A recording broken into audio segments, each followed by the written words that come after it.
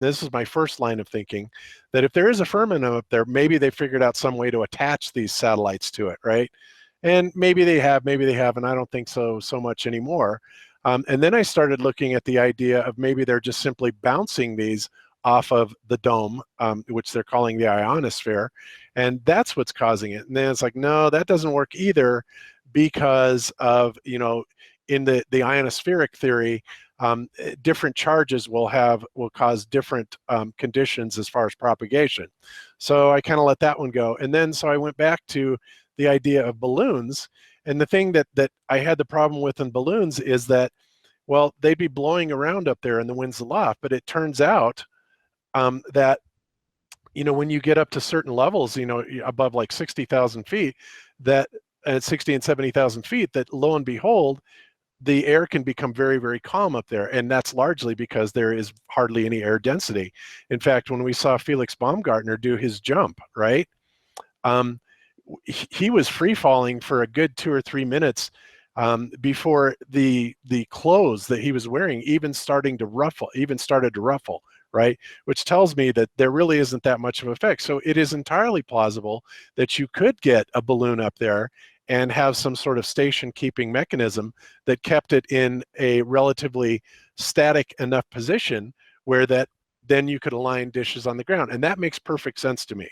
As an engineer, it's still very applicable.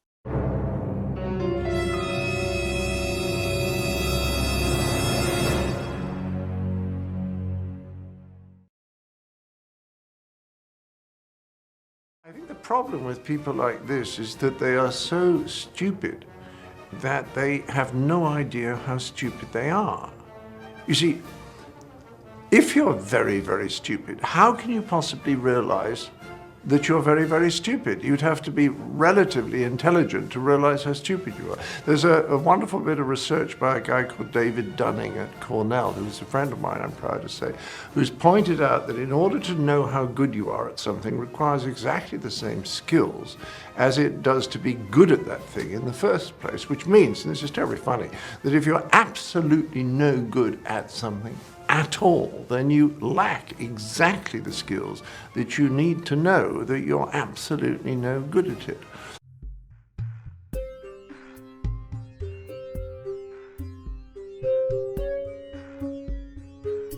This is the moon. These are all taken by my camera.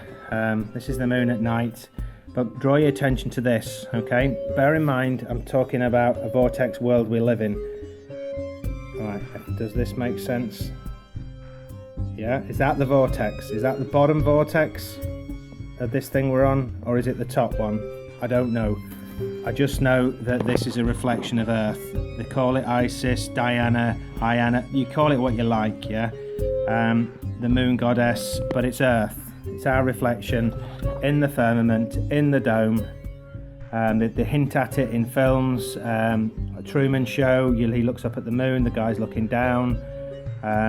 Under the dome, if you Google under the dome, they show you a moon just on the corner of this dome. 100% reflection in the firmament, the dome. So this is just a superficial visual to tell you, well, there's some similarities there. Once you go into detail, as I have done, you'd see it's an absolute match. It's not a coincidence. It's nothing just peculiar or just by cosmic chance or something. One is a direct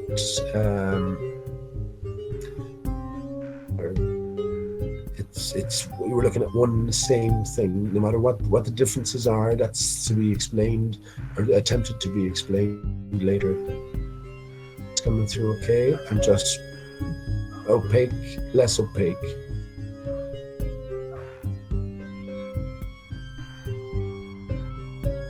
And I can kind of see what Pete Shea says about these star constellations and stuff being found on the moon. Because if you look at all those bright spots there, I mean, obviously you could match probably most of those up to a star bloody constellation if you wanted to anyway, but I'm just saying, it's some good stuff what he's putting out about the finding the Milky Way constellation and not constellation, galaxy on the moon and shit. Because when he shows it, it does look pretty convincing, I've got to say. And if you account for the fact that the moon is domed, if it is, then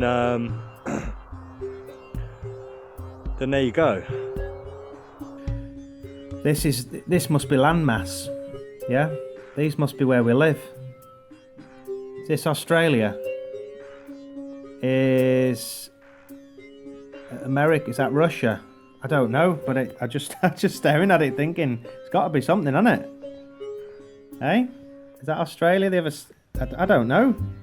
I turned that one upside down just so you know, and then my brain just looked at it and went, well, it's made that the white stuff's got to be the water. And this has got to be landmass. Hey, so obviously it does what this libration. It wobbles and moves, and I know it moves within a day. Well, if we're spinning under a dome, this thing it moves. Yeah. If you look at it in the sky every night, it's moving going backwards. So are we. We're spinning anti-clockwise. But yeah, think this is us. We live on one of these bits. Everybody done seen Batman and what they have in the sky. When they need his help, they show the symbol, the Batman symbol, and it looks solid. It looks like a real solid thing. But you can see we know because we can see that they turned the light on.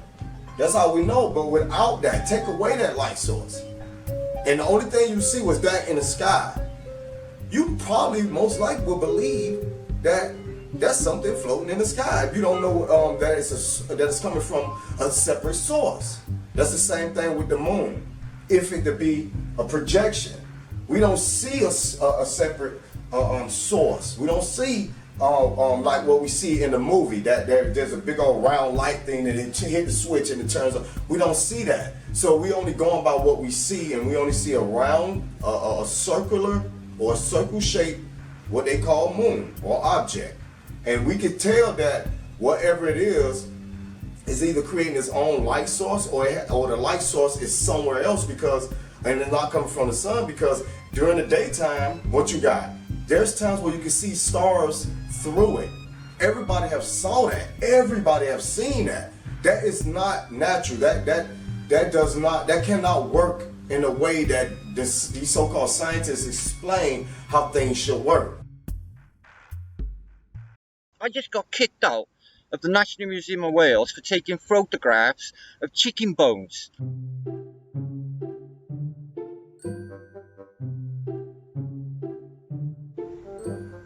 Now, you don't think there's a cover-up with history, you don't think there's a cover-up with the shape of the earth. Look what I got on my head, guys. I was in there 3 fucking minutes, and I got kicked out and threatened with the police. Do I look threatening? Do I? Or do I look like a man of love? Really, guys?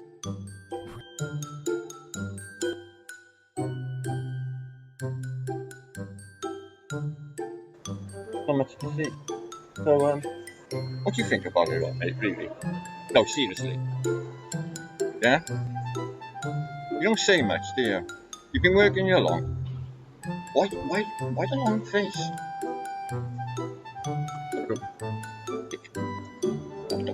Yeah.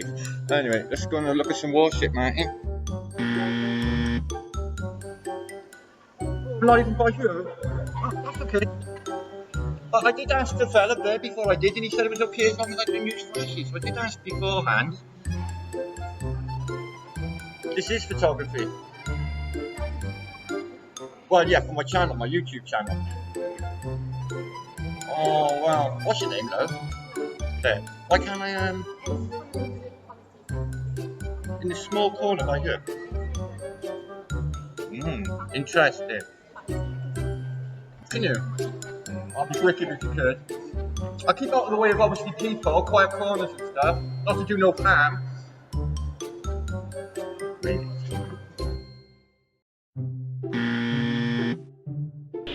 But take a look at this. Dinosaur bones.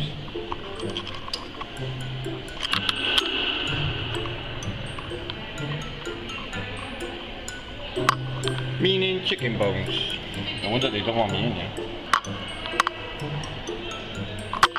So, not really made welcome there, was I, guys? Did you see that?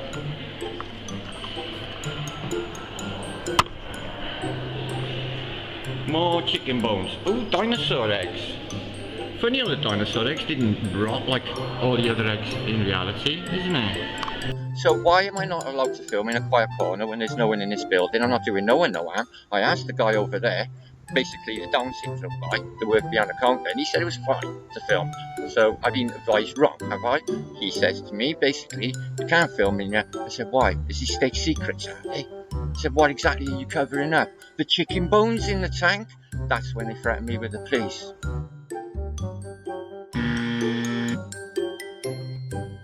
I'm just going to leave the museum, guys. Apparently, he's going to get the police on me because I'm filming in a museum. And apparently, it's not allowed. Thousands are going to see this, mate. You never made me welcome. I'm in my own museum, in my own city. I asked that gentleman, he said it was fine. Not on. Really not on. Look at it. And it's empty. See what's going on here, can we? Yeah, whatever. Kicked out of the British as well, the Welsh Museum in my own city, guys. I'm fucking fuming. Gonna get the police on me for filming. Right, well, I'm not letting this go. I'm going to go further with this. Now, if any of you know anything about the law,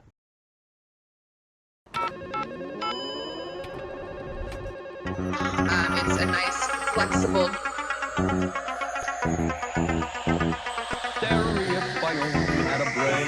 Sleeping Warrior, a shadowy flight into the dangerous world of a ball that does not exist.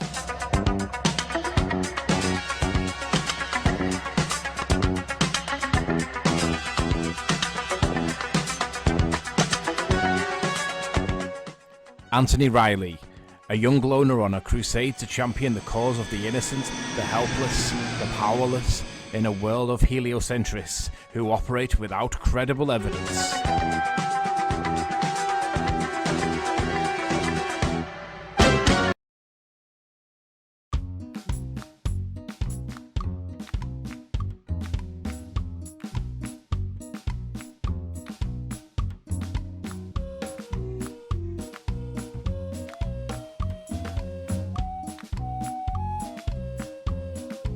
The globe earth is a cartoon nonsense, right? It's a crime against humanity, and anybody that's trying to perpetuate it for me is in the same fucking category, right? Regardless of personalities or whatever. It's not the issue. The issue is that the claim that was made to us when we were born and that we were growing up is that we lived on a nature-defying blue testicle with water and air clung to it flying through a vacuum. Absolutely preposterous absurdity, right? That's what's important, okay? So if you know the severity and the seriousness of this topic, then again, I'm going to reiterate it. If you think that there's no any agency involvement in it, you're a moron. It's difficult not to. I'm trying really hard not to be dismissive and ridicule them because, at the end of the day, their retarded emotional and mental state deserves a chance to progress and evolve properly. The facts are, you do not live on a cartoon fucking testicle flying around a vacuum. The facts are, nobody knows the full dimensions of where we are. Nobody knows who we are, but we can find that out.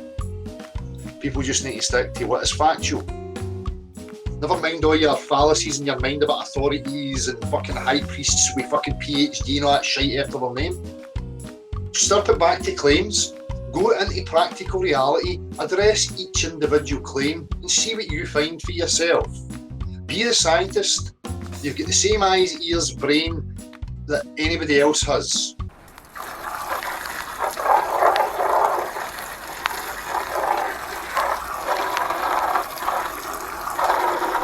I don't know if you can see this here, but these objects here seem to have fell out with gravity, or gravity doesn't like them, because they seem to be floating.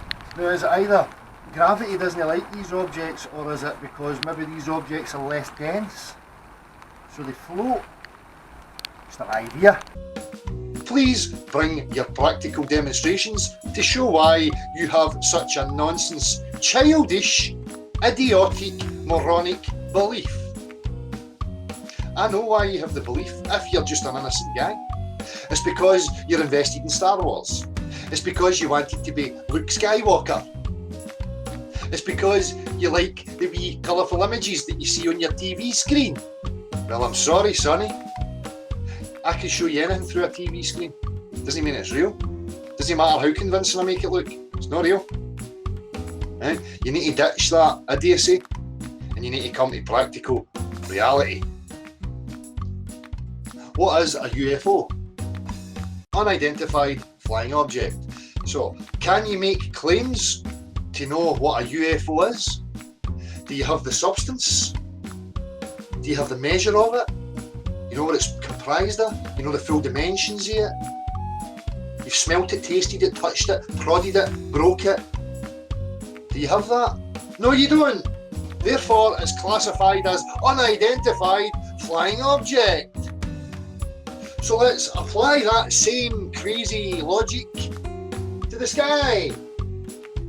Do you have the substance? Do you know what it's made of? Have you smelt it? Have you touched it? Have you broke it? Have you tore it apart? Have you looked into it? Blah, blah, blah. No! So we should class them as the same unidentified flying objects, if they are even objects. You don't even know that. Again, it doesn't fucking matter. The objective truths and facts are where they are, regardless of a personality or what their affiliations are. That's what people need to discern between.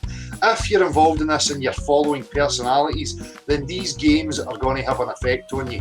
So I suggest that you stop being so fucking weak-minded, emotionally fucking retarded, slap fuck it yourself, and no accept it. Right?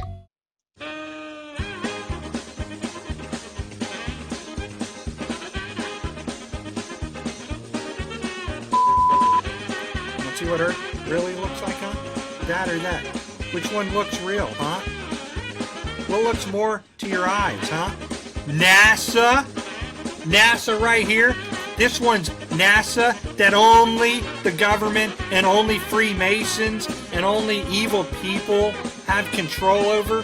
But this right here, if you and I send up a balloon into the Hashemayim, into the heavens, that's what we're going to see right here. That's the Earth. This one right here. This is Earth. Where's the waves? Where's the ships? Where's the airplanes? Where's all these massive asteroids that you say that are out there that we're supposedly protected from? Huh? NASA, you are full of it. You want a real photo or a video of Earth? NASA, what you're giving us is pure nonsense. And you stupid people out there that believe that this is actually real and it's actually the Earth, well, you're nothing more than atheists. Where are the stars? Where's the sun? NASA, you're nothing but liars. You're telling me you're locked on and the clouds haven't changed a bit? There's no morphing of clouds? And you want to say that this image right here is what's above us? There are no swelling seas? How does water bend like that? I don't know. I got a cup right here. You know, how does water bend? No matter how I put it in there, I can't get this water to curve. Show me the curve.